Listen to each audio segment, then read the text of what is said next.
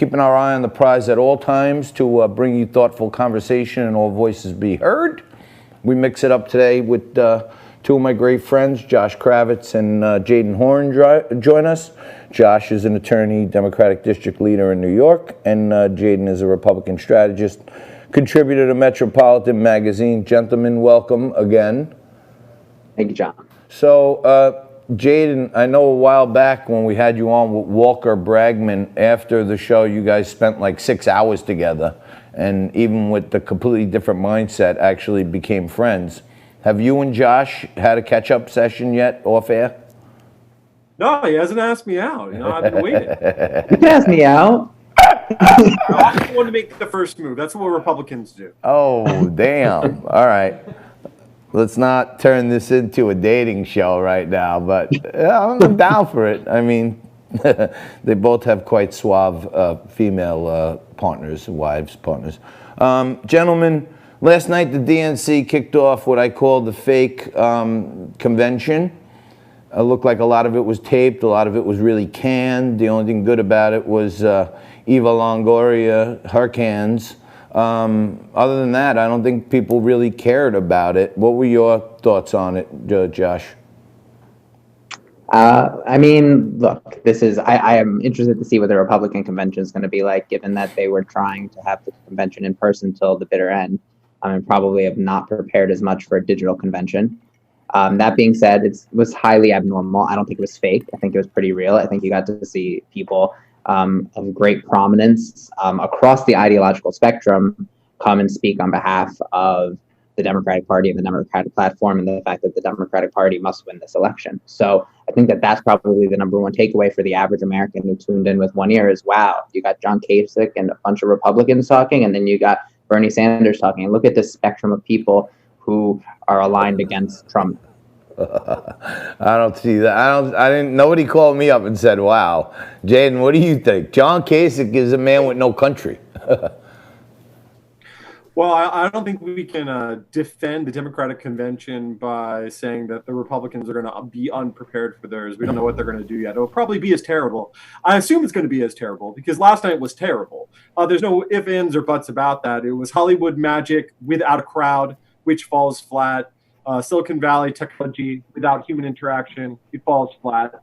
So in terms of the theatrics, they could have been better. As for the messaging, I don't know. Besides, we need to be united against Donald Trump, what the Democrats really offered as a platform. I saw a lot of rather perplexing, kind of pandering to BLM and the black vote, which for a party that has had 90% of a demographic locked up for the last 50 years, I just don't understand why that would be such a large part of it, especially the gaslighting to the American public about protests being peaceful. I think we just saw a so-called protest in Brooklyn that landed and ended up vandalizing a whole bunch of businesses, which, Democrats tell me violence isn't violence, but silence is violence.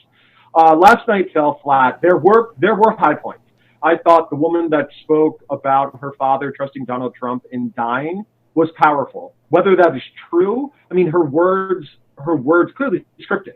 Said Donald Trump may not have been responsible for coronavirus coming to the U.S. Well, okay, he wasn't. Like, that's actually not possible. So it's those type of things where there's casting of aspersions through the dialogue and through the scripting that I felt for anyone that's watching really sees what's going on. I want to see a Democratic Party that offers solutions. Why don't they offer their solutions of billionaires and millionaires and multi-hundredaires taxes? Why don't they offer solutions of government takeover of everything, the things that they believe in? Why don't they sell those things to the American public so the American public can really make a decision of whether they want that or they want something different? I think it's great, though. That, look, the Democratic Party at least has plans. I mean, I don't know what the Republican Party is. What is the plan? Bernie Sanders' plan? Well, we're actually having a robust debate about what we should do. Should we extend Obamacare and increase it? Should we have Medicare for all? Should we have higher taxes on the wealthy? Should we have universal child care? Should we cancel student debt? We have all of these issues that we're actually debating. What's going on in the Republican Party? What's going on? I really don't know. Wait. I want to zero in on that for 1 minute. Jadan, are the Democrats having a robust debate, or is every person getting up there and saying Trump sucks on the pandemic, free healthcare, free college. That's what I hear. I don't hear a robust debate. Yeah, I don't think there is a debate. Josh, you're exactly right. I don't know what Trump is running on, but but we're not here for the RNC. We're here for the DNC. And I don't know what the Democrats are running on other than they are not Trump. I don't know what their plans are. I know that they have grandiose schemes of free everything, and they always have. That's not new. There's no debate on whether those are actually, when our national debt, our state debt, and our local municipality debt have skyrocketed, how we're going to be able to afford those things. Even if we tax everyone at 100%, we're still not going to be able to give everything that has been promised to everyone all the time.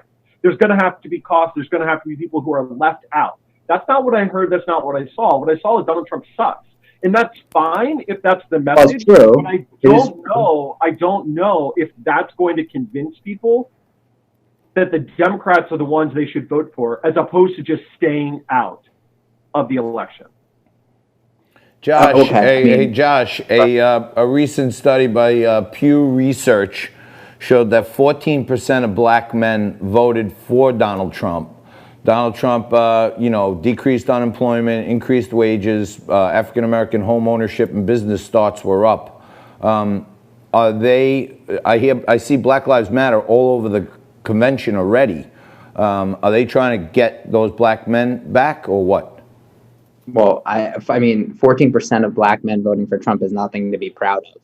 And it probably speaks to the fact that Trump is the same person who said there were good people on both sides when basically Klansmen walked through Charlottesville with tiki torches saying Jews will not replace us and threatening people, right? So I think most African Americans in this country understand what's going on, and it's not a joke.